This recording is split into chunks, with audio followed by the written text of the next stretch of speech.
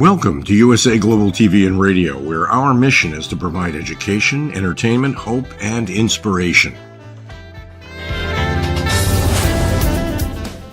USA Global TV and Radio connects you with experts and audiences all around the world every single day to help you succeed in business and to live a richer life.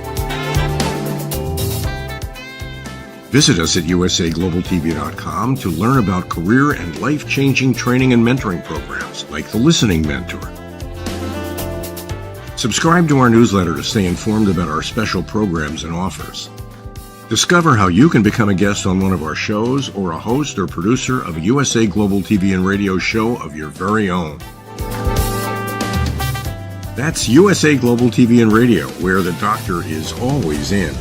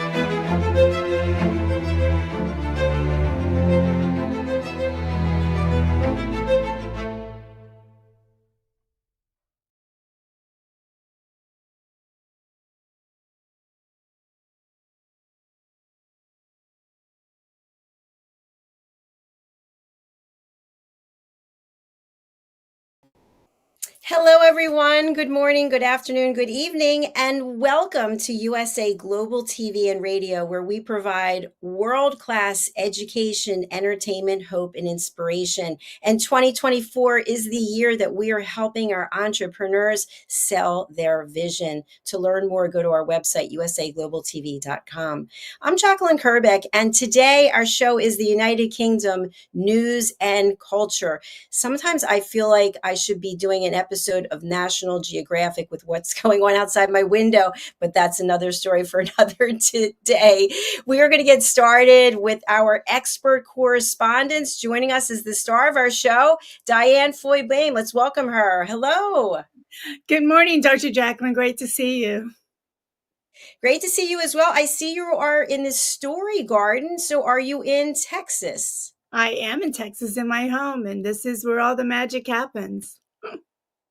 For writing. Well, you have written so much. I'm actually going to just see if I can spotlight you for a minute so we can see your story garden. Take us on a little tour. Oh, you're so sweet.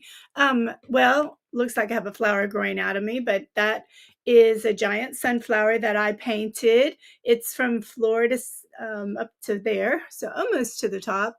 And sunflowers I've always been around. And it was my daddy and mom's favorite flower. So I painted it, and it's actually three-dimensional in some ways. And you can see my mom, my dad's way up at the top. And if you see some crowns, that was from former days. And but the books are the most exciting thing. And that's what I really pride myself in, is having parents have story gardens. So I'll share that on another day with you. But the story garden is where I go, and I'm either sewing in here or I'm writing, thinking about things and new stories. And what you're looking at behind me are books some of them are from the late 1800s that were my grandmother's, as well as my childhood, my mom's childhood, and I collect books children's books as well as adult books, but mostly children's books that are no longer published, because I love reading what authors wrote in the 1800s. It's really fun. If I ever get a hold of a 1700 and can afford it, I'll probably buy that too, Dr. Jacalyn. Thank you so much, Diane, for taking us on that quick tour. And I know people can find out more about what you're doing. They can go to your website, diannfloydbeam.com. That's correct. Thank you, Dr. Jacalyn. Thank you. And I'm excited to welcome our expert correspondent from Scotland, Simon MacDonald. Welcome. Hello again, everybody. It's so nice to be back. This is being home. It is. It really is. This is home. So thoroughly enjoying it and looking forward to today's show, as I always do. Fantastic. You do such a great job with your presentations, educating all of us. We really appreciate it. I know you've got a hot topic for us today. I want to say hello to HELENA, CHARD, who is not able to join us. We miss you, we love you, and we look forward to seeing you next week. So, Simon, we're going to have a little bit of a go around in conversation, but what is the topic you will be discussing today? Well, this week, again, it's actually a follow-on in many respects from last week's presentation on Mary, Queen of Scots. It involves conspiracy, it involves murder, it involves royal families, and it's all about the Palace of Holyrood House, which is the official residence of for the royal family when they come to Scotland. Balmoral, everybody knows Balmoral, but that's really that's their holiday home. But when it comes to official things, then the Palace of Holyrood House is the place. Why do you think it is that we have such a fascination with the negative side of life, with murder and all the darkness? Why is it just as humans we are interested in this? Because we're all survivors, I suppose. We haven't been bumped off yet. Yeah, I know it is sort of bizarre. Sort of some people call it escapism. I sort of say, well, escapism from which prison? Yeah, it's I don't know. It's a hot topic. It sells newspapers, and I think a lot of the fascination, murder, and mystery stems from newspapers, because that's where they make their money from. People see a good juicy story, wow, we'll get that, and or a bit of scandal, then they'll get that. Sadly, there's too much negative news goes into newspapers nowadays, and because simply it's marketing, it's selling their product. And that, I think, is where the fascination, and it's maybe fascination is a slightly wrong word to use, but this fixation on on things that go wrong in people's lives. So yeah, it really is interesting. It is interesting. Yeah. I was just going to say, if we're watching the news and we see a story about a real life murder or torture, we're horrified. But if it's on Netflix, we're like, yeah, that's cool. Let me settle in for that. It is so true. That's so true. That's it. Yes, I mean, fantasy is sort of a dividing border to reality, and I think there's actually quite a thin line separates the two. So it's like sort of genius and and madness. There's a very, very fine line separates the two as well. So yeah, it is. It's just a fixation that people have on things like that. But you're right. You look at a murder movie on Netflix, and you're sort of on the edge of the seats thinking, oh yippee, what's going to happen next? Who's going to get bumped off next? It's in real life, I don't think most people would do that. No, definitely not. Diane, what were you going to say? Well, mine was sort of on a different topic. I was just curious, and you'll probably tell us in the presentation, but when Scotland was totally independent, was this house where the kings lived as well, the Scottish kings? Yeah, there's. I mean, they've been around a bit. There's various different places that have been used. Linlithgow Palace, which is sort of between Glasgow and Edinburgh. It's actually more towards Edinburgh than it is towards Glasgow. Linlithgow Palace was a royal seat for many years. That's actually where Mary, Queen of Scots, was born. And her parents were the king and queen of Scotland, so that was their base. But when you go back further and further, Then you get into the time around sort of David I and even before that as well, and going right back to Neolithic times of 4,500 years ago. Wow. Then just outside my house, we're into that kind of realm where there were more Scottish kings apparently in this glen or valley, as you would call it, that runs through here. There were more Scottish kings based here than have been based anywhere else in Scotland over the years. So what's left of these days, there's old vitrified forts where the in particular Donad fort, where vitrification is where the stones are actually fused together. How they did it, I really don't know, because there was no blast furnace and all that in those days. So it's the stones fused, which makes an incredibly strong wall, far stronger than you get with cement and plaster and so on. So these walls are amazingly tough, and they still exist today after 4,500 years. And the kind of weather, the conditions you get here, believe me, pull anything down. So it's quite extraordinary. And then you've got the standing stones. I think the world has heard of Stonehenge down in England. These columns of stone. Well, we've got lots of that here. They're the standing stones, and they're laid out in all sorts of patterns and so on, which there's all theories as to what it was about. Was it astrological? Was it sacrificial, going back to the murder and mayhem? Or was it just purely a place of worship? We just don't know.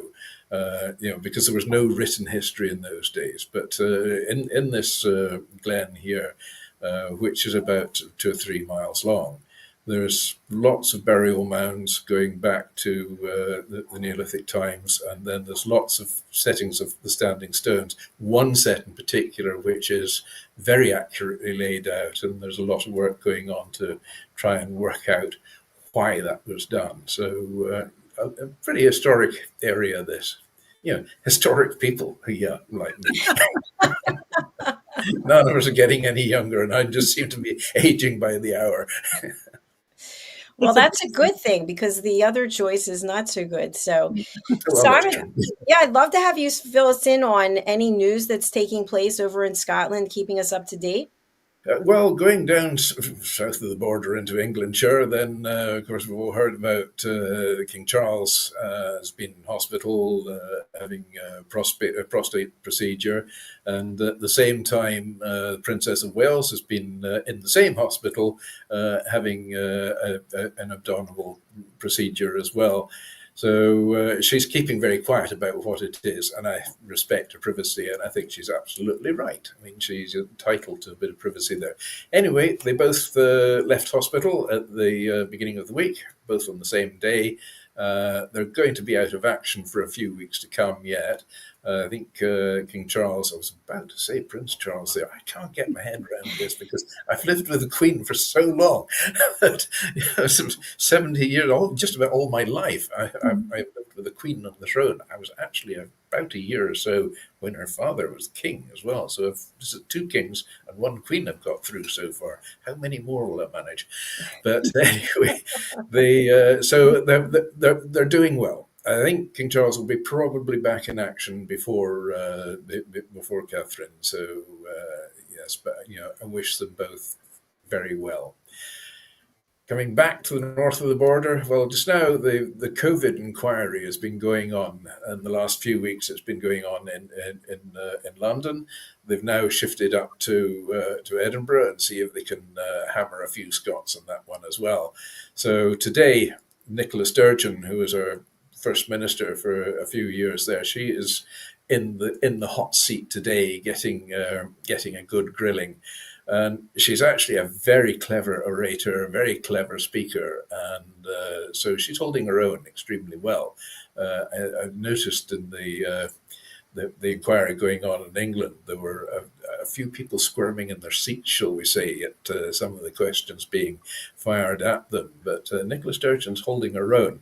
There's a lot of controversy just now about WhatsApp messages that have been circulating around, at the time of COVID, with communication back and forward with other ministers and experts in the medical field. And these all these WhatsApp messages have been called in to be analysed. They've all disappeared. There was one notable person said, "Well, it's my bedtime exercise to delete all my WhatsApps," and then others are saying, "Well, these WhatsApp is an informal chat room. It's not for formal government business. So there's no need to keep them." So you take what you like from that. Should they have been kept or should they not? I think personally, I probably would have kept the WhatsApps had I been involved in that side. I mean, I do a lot of work back and forth with Scottish Parliament and parliamentarians and so on in Scotland and in England as well. I don't get rid of my WhatsApps now. I'm just going to wait. There's going to be a knock on the door in a minute. I'm going to say, you just opened the door on that one. What's at the center of the controversy of why people were deleting these messages? Well, that's a $64,000 question. I mean, why did they delete them? I think a lot of them, they've said because that WhatsApp, it's not an official platform. It's it's much more informal. So there may be a lot of irrelevant things in amongst those which they just don't want to get put into the melting pot as well. So there's all sorts of theories about it. But anyway, these WhatsApp messages all seem to have disappeared. There have been a lot of questions asked in Parliament, and there still are questions asked in Parliament, and there still will be questions asked in Parliament for years to come, I'm quite certain. So a comment on that. I know here in the States, just from my watching the detective TV shows that are streamed, is that even if you have an email or a text message and you deleted it and then you delete it out of your deleted file, they can still find them, can't they, Diane? That is totally my understanding from people who actually are doing that type of work, not just on the TVs. But so I guess they really want it. It's in the cloud somewhere. Somebody's going to be able to find those WhatsApp messages. Well, that's it. That's what I thought. I mean, you hear all sorts of things about how it goes. I don't know how you'd retrieve them, but they say that even on your SIM card, it will still be there somewhere about. So it's a very small piece of plastic with some metal twirling around it and so on. So it's not far to look, but it must be in there somewhere. Right. So, or as you say, on a cloud somewhere about. But Right. Looking at the number of clouds we've got in the sky today, I mean, it's like a needle in a haystack trying to find something in one of those clouds. Somebody will find it, though, right? They do. That's right. I mean, I won't say names, but I think you all know who I'm referring to. You can go and smash your computer as much as you want. That's not going to delete the files. Right. Right. That's it. Exactly. Yeah. They found them. And you know what else is interesting? And again, I'm going by detective shows, but you come up with this amazing password that you think, it's like 18 digits, letters, whatever, exclamation points. And someone sits down with some program and they get right into your computer anyway. I know, the hackers. Yeah. But you're dealing with COVID questions over there, right? Just as we're dealing with COVID questions here. Is that true, Simon? I think that's it. I think it's probably being dealt with all over the world. They want to get that one out of the way before the next pandemic comes in, whatever that's going to be. So the doom and gloom merchants, of course, are out saying, "Oh, the next one's going to be an awful lot worse than the last one." And I thought, "Oh, great!" These guys want to get out a bit more. I think, come on, a bit of positivity in this world, I think, is desperately needed. In particular, the state things are in just now. We're living in pretty tumultuous times, and I think we need to have some positivity out there, definitely, to get everything back on track again. Oh, man. Yeah. I don't think that any of us want to go back to that isolation and just what it does to our mental health. I don't think they'll be able to get us to do that. No. I don't think the three of us are doing it. The great thing that came from COVID and the pandemic, and that is just what we're on now. People have got very comfortable work-wise with having their business meetings and so on online, and it's saved a lot of miles of driving. I mean, I know I would have to drive maybe a day to get to a meeting, which might only last an hour and a half, and then a day back.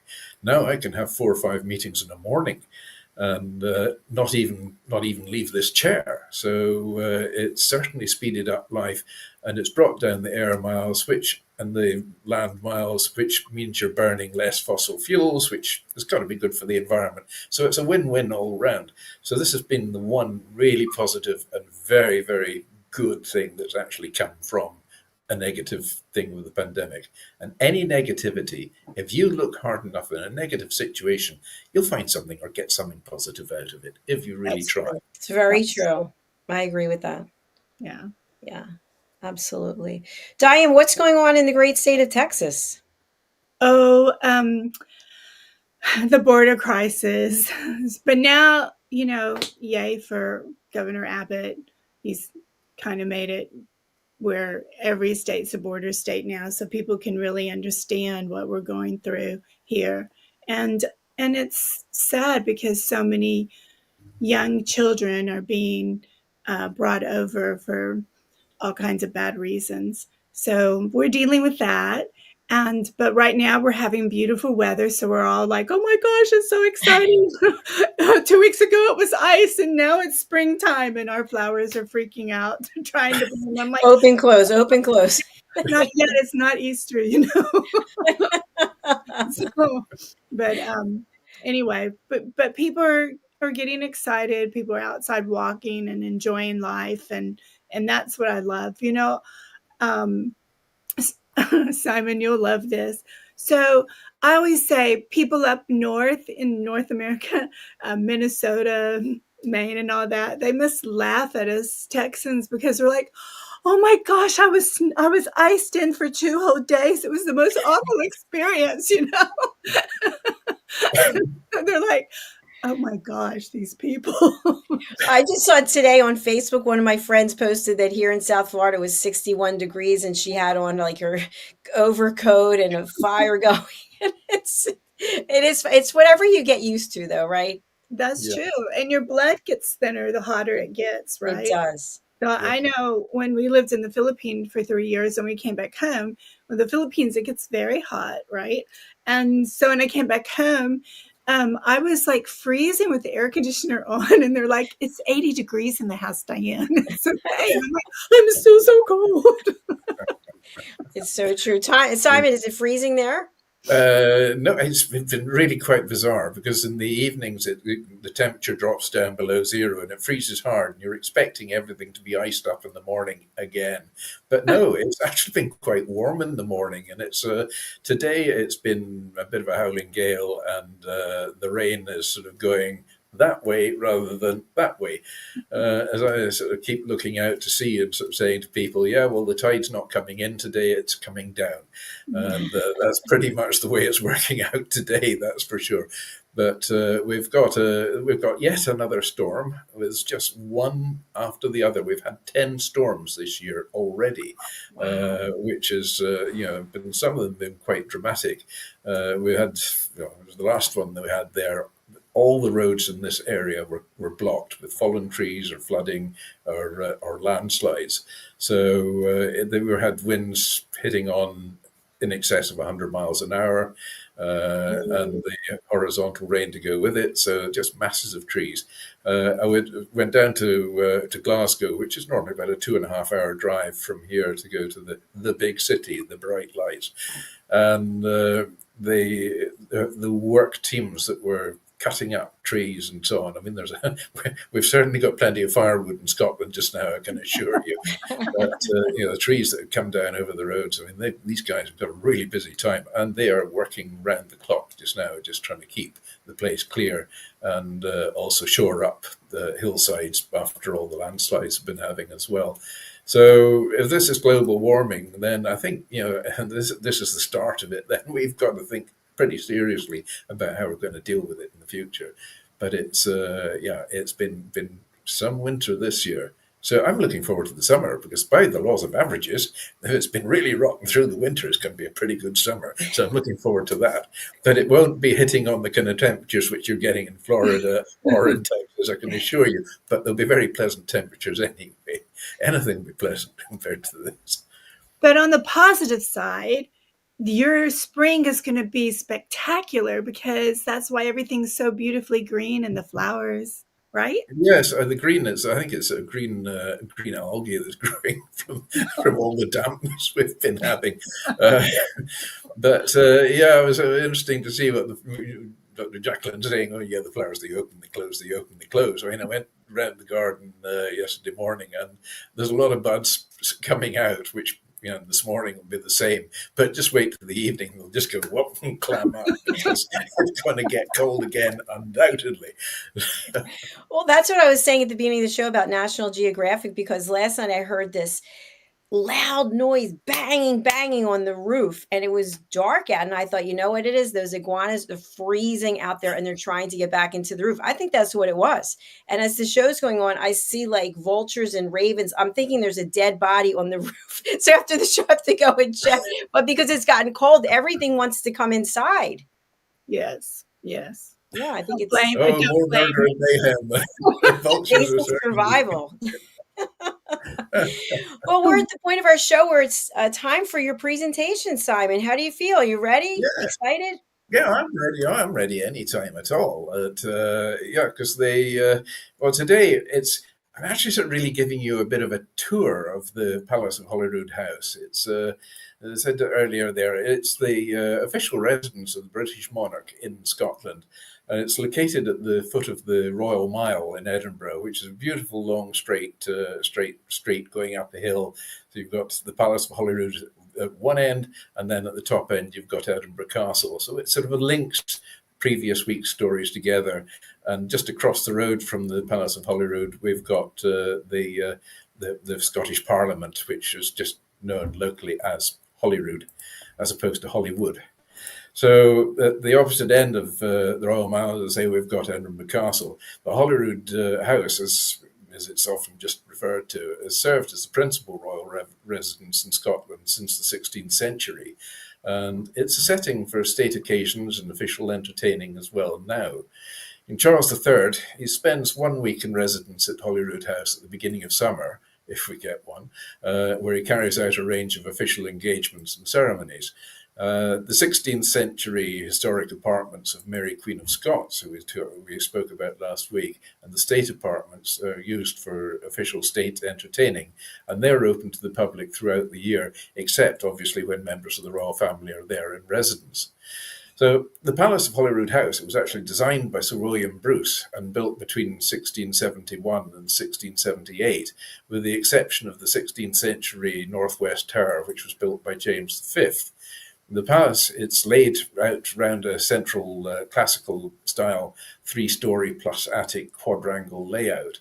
And the 16th century Northwest Tower is balanced with a matching Southwest Tower, each with a pair of circular angled turrets with ball-finialed conical bell-cast roofs. The towers are linked by a recessed 2-story front with the central principal entrance framed by giant Doric columns and surmounted by the carved royal arms of Scotland. Above the arms, a crowned cupola with a clock rises behind a broken pediment, which is supported by dolphins, on which are 2 reclining figures. The north and south fronts have symmetrical 3-story facades that rise behind to far left and right of the 2-story west front, with regular arrangement of bays. General repairs were completed by the architect Robert Reid between 1824 and 1834, and that included the partial rebuilding of the southwest corner tower and the refacing of the entire south front in ashlar to match that of the east. The east elevation has 17 bays with lightly superimposed pilasters of 3 classical orders on each floor. The ruins of the Abbey Church connect to the palace on the northeast corner, and for the internal quadrangle, Bruce designed a colonnaded piazza of 9 arches on the north, and the south and east facades with pilasters, again from the three classical orders, to indicate the importance of the three main floors. The plain Doric order is used for the services on the ground floor, and the Ionic order is used for the state apartments on the first floor, while the elaborate Corinthian order is used for the royal apartments on the second floor. The Palace of Holyrood House actually covers 87,120 square feet of floor space, containing 289 rooms. Private apartments of the king and the other members of the royal family are located on the second floor of the south and east wings, and the 17 rooms open to the public include the 17th century state apartments, the Great Gallery, and the 16th century apartments in James V's Tower. The painting, An Incident in the Rebellion of 1745 by David Morier, is in the lobby of the palace, and it's quite a spectacular painting. The Great Stair in the southwest corner of the quadrangle has a 17th century Baroque ceiling featuring plaster angels holding the honours of Scotland. They might have to modify that because in the honours of Scotland, of course, we've got the new state sword of Scotland, which fabricated by my son. The Italian paintings on the walls are fragments of frescoes painted circa 1550 by Laziano Gambara, illustrating scenes from Ovid's Metamorphoses. They were bought by Prince Albert in 1856 and placed here in 1881. So at the top of the stair are the entrances to the west drawing room, the former council chamber, and the royal dining room. The latter was originally the Queen's guard room and formed part of the Queen's apartments, and the dining room's Adam-style decorations date from around 1800, when this was part of the Duke of Hamilton's apartments. It was first used as a dining room at the end of Queen Victoria's reign and continues to be used as such. So the room features portraits of Bonnie Prince Charlie and George IV, Victoria, and Queen Elizabeth II, along with the 3,000-piece silver banqueting service, which was commissioned to mark the silver jubilee of King George V in 1935. The King's apartments occupied the whole of the south and east sides of the quadrangle, and accessed from the Great Stair. The suite of rooms comprised the guard chamber, presence chamber, privy chamber, and antechamber, and bedchamber and closet. So the level of privacy, as well as the richness of decoration, increased in sequence. The throne room was originally the King's guard chamber, but was used as the King's drawing room from the visit of George IV in 1822, when a throne and a canopy of state were erected at the west end of the room for the levees hosted there. Queen Victoria used the room as a dining room before it became the throne room in 1871. And in 1822, the throne was replaced in 1911 by a pair of, the 1822 throne was actually replaced in 1911 by a pair of throne chairs made for George V and Queen Mary, which sit on the dais beneath the Royal Arms of Scotland. 1929, a new ceiling was installed that matched the others in the King's apartments. The oak-panelled walls, which incorporate paintings, were installed. The evening drawing room was originally Charles II's presence chamber, where important visitors would have been received by the king. The ornate plasterwork in the ceiling is one of the original series designed to mark the processional route to the king's bedchamber. Imagine having a procession to go to bed at night. Goodness gracious. So the royal family used the room now for receptions. The morning drawing room was Charles II's privy chamber, and the ceiling is decorated in the corners with cherubs and eagles bearing the cipher of Charles II and the honours of Scotland, while the long central panels feature heraldic lions and unicorns. The French tapestries purchased for Charles II in 1668, they tell the story of Diana, the goddess of the hunt. Charles III uses the morning drawing room to give private audiences to the First Minister and the presiding officer of the Scottish Parliament. Other visiting dignitaries as well, of course. King's antechamber, bedchamber and closet are laid out along the east side of the palace. The King's bedchamber at the centre of the east facade has the finest of the 17th century plaster ceilings, augmented by paintings of Hercules by Jacob de Vet II. The 17th century state bed has been in the palace since 1684 and was probably made for the Dukes of Hamilton, although it was long referred to as the Queen Mary's bed when occupied by Mary, Queen of Scots, in her rooms. The King's Closet was designed to be the King's study, but the Great Gallery, at 150 feet in length, is the largest room in the palace and connects the King's Closet on the east side with the Queen's Lobby in James V's Tower to the west. The gallery features a pair of black marble chimney pieces with Doric surrounds, framed by Ionic pilasters. And the most notable decorative feature of the gallery are 96 of the 111 original portraits of the Scottish monarchs, beginning with the legendary Fergus I, who ruled from 330 BC. So it goes back a long way. The Dutch painter Jacob de Vet was commissioned by Charles II to paint the portraits illustrating the monarchs from Fergus I to James VII. The portraits were completed by 1684 and 1686, and they celebrate the royal bloodline of Scotland, which the Scots upheld for its continuity and antiquity as an important part of their national identity in the 17th century. The Great Gallery has served many purposes over the centuries, and following the Union of 1707, it was the venue for the election of Scotland's representative peers in the House of Lords until 1963. Bonnie Prince Charlie held evening balls in the gallery during his brief occupation, and following his victory at the Battle of Falkirk Muir in January 1746, the defeated government troops were quartered in the gallery. While the Comte d'Artois was in residence, it served as a Catholic chapel, and in the early 20th century, it was used as the state dining room. Today, it's used for large functions, including investitures and banquets. But the gallery contains the Tam O'Shanter chair, which is a Gothic-style oak armchair which celebrates the work of Robert Burns, who is our classical famous poet from Scotland. And we've just recently celebrated Burns Night, which is a fantastic occasion here. There is much whiskey, much merriment enjoyed by all, and reciting of Burns' poetry. Of course, we all know the famous at New Year we sing Auld Lang Syne, which was written by Robert Burns. So the chair was made by Robert Underwood from Ayr, from a portion of the roof of the Alloway Auld Kirk, which is the setting for much of the poem Tam O'Shanter. The chair was presented to George IV in 1822. So the suite of rooms on the first floor of James V's Tower is accessed from the Queen's Lobby and comprises the Queen's antechamber and the Queen's bedchamber, leading from which are the two turret rooms or closets. And during the 1560s, these rooms were occupied by Lord Darnley, and following the rebuilding of the palace in the 1670s, they became part of the Queen's apartments. The Duke of Hamilton took over the rooms in James V's Tower from 1684, and the antechamber became the Duke's dining room.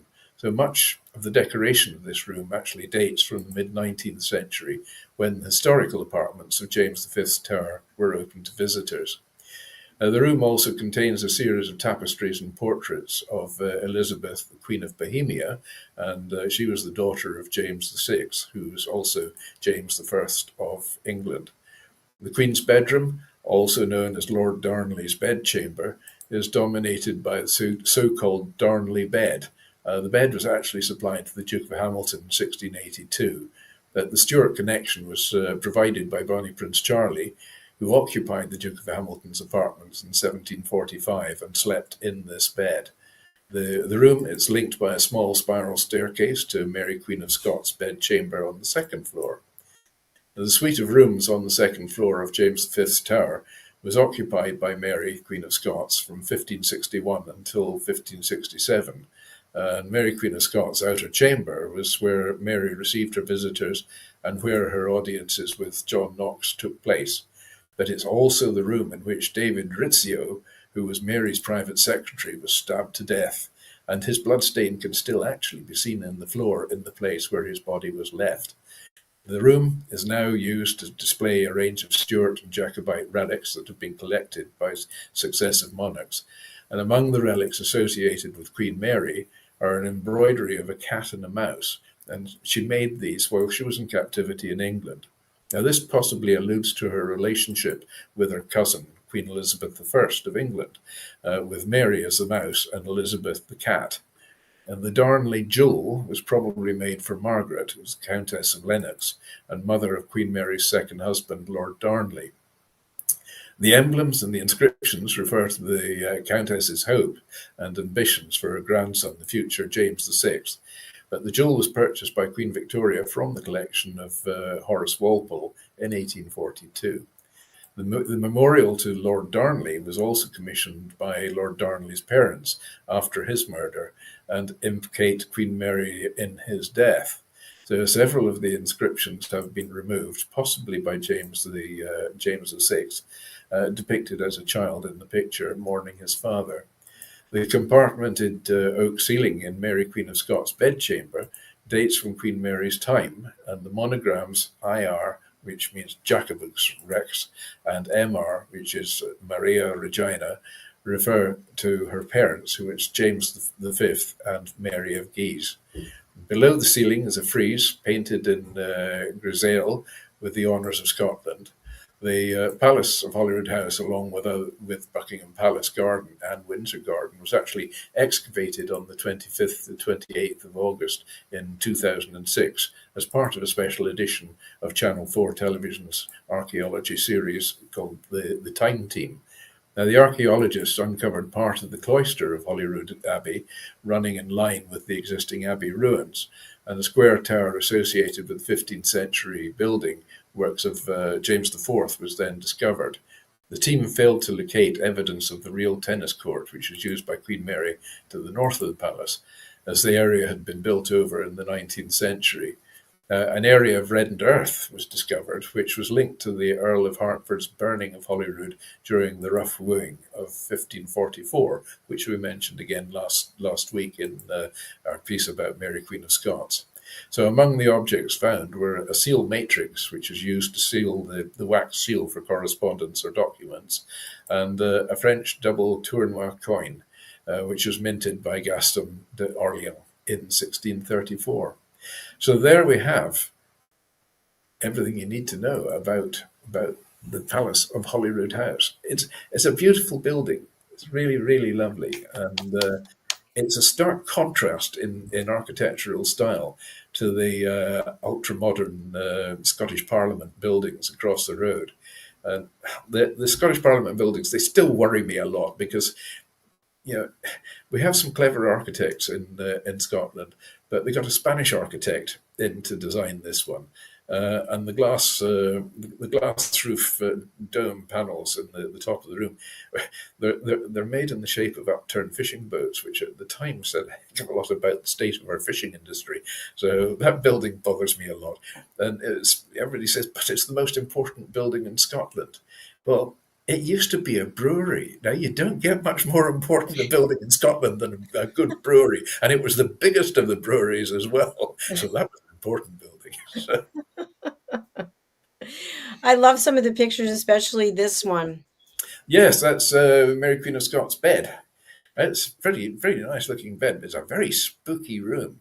Could you spend a night's sleep in that one? What is that a crypt? What is that on the other side? It looks like a tomb. Could be. I guess it's a dresser, right? That is actually, I think that is what you would call a kist, which is like a big trunk, basically. A trunk. It's an all-in-one. It fits your clothes and your bodies. Yeah, it serves a multitude of purposes. You've heard of the expression, something for the bottom drawer, have you? I haven't heard that one. That comes from the Scottish kist or trunk, because usually they had a drawer in the bottom where you'd keep something that all the keepsakes would go into that wee drawer in the bottom of the kist. So that's where the expression something for the bottom drawer comes from. I'm a mine of useless information at times. I really am. No, I like it. I heard from one of our British friends yesterday, round the houses. I hadn't heard that one before. Do you? Oh yes. So you're not going directly to the door. You're not going straight to the point. You're going up and over and around. Yes. Oh, yes.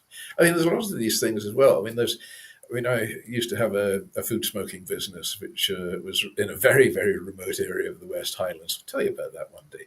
And from food smoking, there's actually quite a few expressions come, and hanging on tenterhooks is one of them.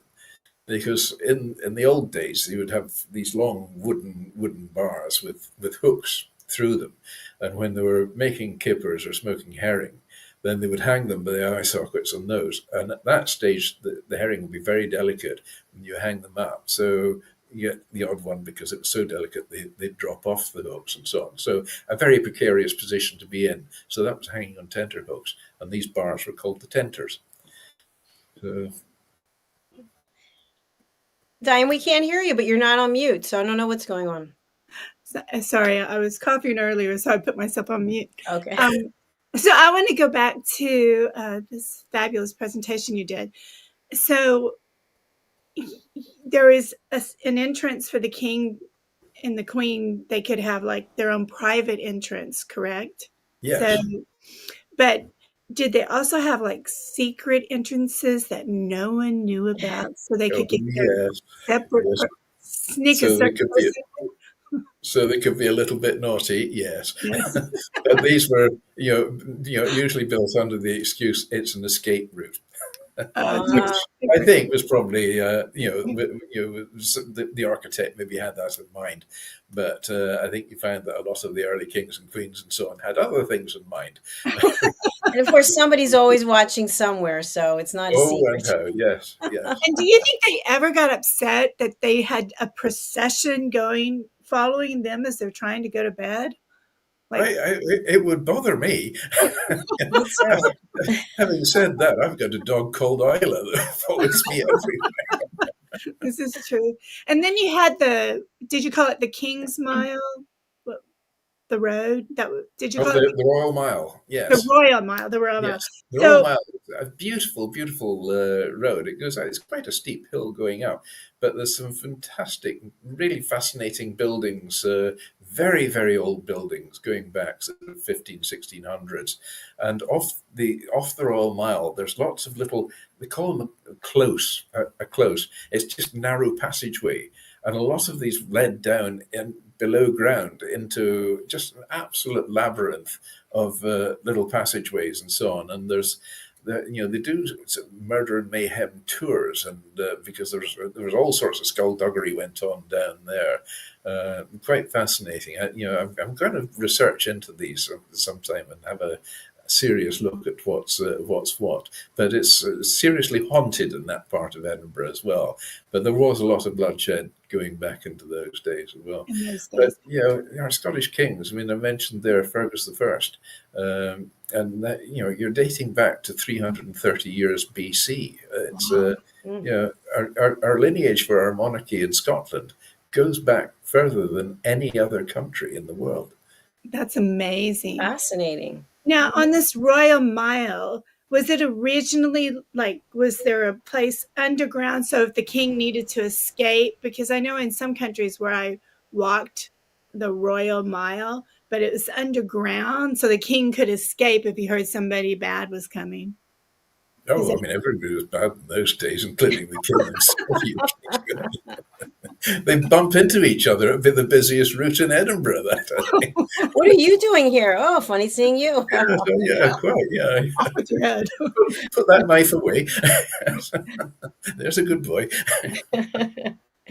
Well, we've actually come to the end of our show today. It's gone by so quickly. And last words, we're going to start with Simon. What do you have for us today on this day? Well, on this day, in 1924, it was the first opening of the first Winter Olympic Games in Chamonix. So the Winter Olympics have not been going on as long as the other Olympics. And then 1944, the D-Day landings were postponed from this day until June because of bad weather. Now, I mean, I think anybody in the right mind would have realized that in the Channel in January or on beginning of February, you're not going to get good weather. So that was it. So they postponed it then till June, and it was touch and go. Again, with the weather and the window and the weather, it was touch and go whether D-Day would have actually gone ahead in June. So history might have changed completely. Birthdays today, well, we've got the singer Justin Timberlake, born 1981, so he's 43 today. Happy birthday if you're compos mentis. For deaths, in 1606, Guy Fawkes, at the age of 35, died. He was the chap who tried to blow up the Houses of Parliament in London, and he was arrested. He was to be executed by hanging. And they were wanting to hang him high so everybody could see. So there was a long ladder to climb up. So he didn't want to go through the agonies of the public spectacle of him being hung. So he threw himself off the ladder, broke his neck. And that was the end of him. So the other one, in 1956, the author A.A. Milne, who wrote Winnie the Pooh. And I think every child has a set of Winnie the Pooh. He is the most incredible character as Winnie the Pooh, and Tigger, and all his friends as well. So sadly, A.A. Milne passed away this day in 1956. But his legacy and his legends live on. Absolutely. I think Diane could be the next Winnie the Pooh. So sweet. That would be a hard. We've got Boomer the bunny. Oh, Diane, I wanted to say I also love the story about your sunflower. I've seen it before, but I didn't know the history behind it. So thanks for sharing that. Oh, you're welcome. Yeah. Sunflowers. You know they follow the sun, right? They're my favorite flower. Oh, well, there you go. No wonder we love each other. Yes, exactly. Poor sunflowers brought up the winter. Oh, sorry, go ahead. Yeah, the poor sunflowers will be a bit lost up here today, I can assure you. There's just no sun to be seen. They'll be sitting there, scratching their petals, thinking, where's he gone? And you had mentioned the Winter Olympics. As we close out, what are your favorites? What's your favorite? Mine is women's gymnastics. I love to watch that. In the Winter Olympics? Is it winter or summer? I don't know. Whatever they're, okay. For me, they're doing it winter and summer, but okay. So. For me, in the Summer Olympics, it's got to be sailing. I'm absolutely passionate about sailing. I've been sailing since I was 4.5 years old, gone sideways ever since. I've had a succession of yachts and or sailboats, you call them there. The last one we had in the south of France. And we actually lived on board. It was a just beautiful, very comfortable, very large yacht, and it was nice because we could nip round to Saint-Tropez for the weekend, or over to Monaco or to Nice and so on, all these nice places. So it was a lovely lifestyle as well.